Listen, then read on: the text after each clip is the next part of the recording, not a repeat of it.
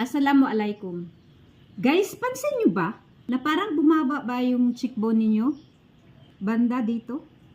Ganito lang gagawin natin, guys. Kukuha tayo ng kunting oil.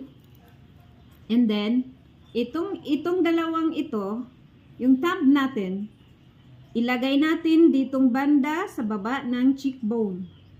And then, itong taas, ganyan, para ma-hold. Dahan-dahan na i-massage pa labas.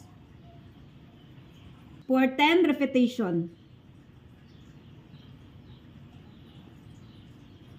And then hold for 1 minute. And then, para mag-activate yung mga muscles natin sa cheeks, ganito yung gagawin natin. Mag-fish movement tayo. Ganyan.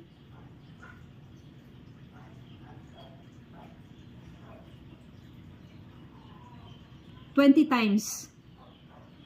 And then, mag-big smile tayo, guys, para makatulong na mag-hold yung cheeks natin for 1 minute.